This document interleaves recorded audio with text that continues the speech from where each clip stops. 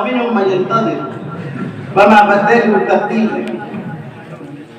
طلبتي الأعزاء، إن فرحتنا فرحة الأساتذة في هذا الوقت كفرحة الفلاح حينما يرى أن المحصول قد نضج، أن المحصول الزراعي قد نضج وقد أينع وقد آن وقت حصاده. يعني طوال السنة من بداية السنة إلى يومنا هذا أشرفنا على هؤلاء الطلبة وقمنا بإعدادهم لهذا الاحتفال، فقد شاهدتم جهود الأساتذة في هؤلاء الطلبة، ممثلة في هؤلاء الطلبة.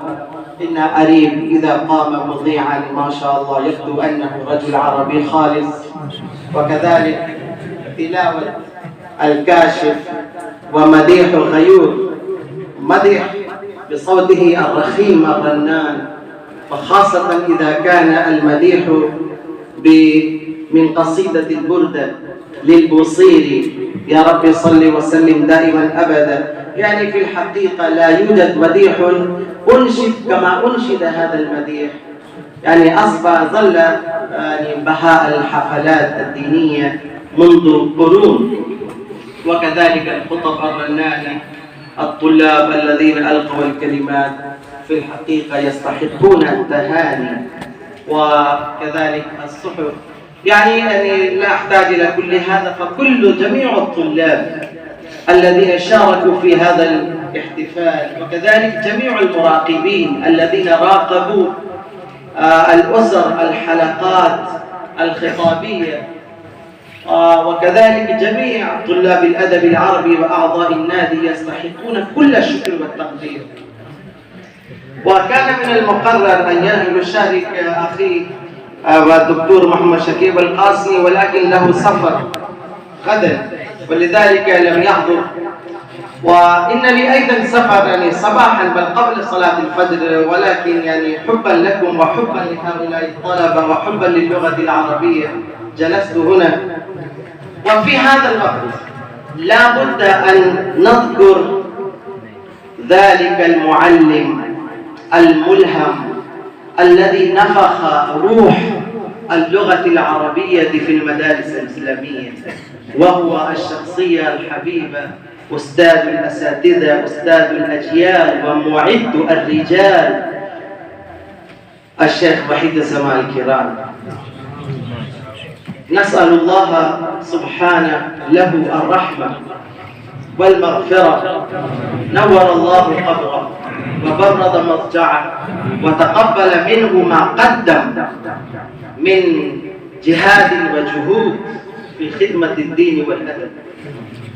وكذلك نسأل الله سبحانه الرحمة والمغفرة لأستاذنا جميعا، الشيخ نور علم خليل الأمين رحمه الله ورحمة واسعة وغفر له وأسكنه فسيح جناته، فهو الذي علمنا اللغة العربية، وهو الذي جعلنا نتكلم باللغة العربية ونكتب باللغة العربية. وإنه قد فارقنا إلى دار الخلود وترك قلوب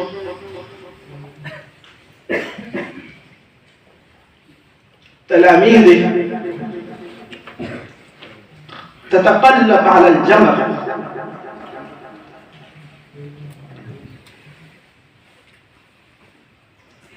فرحمة الله عليه.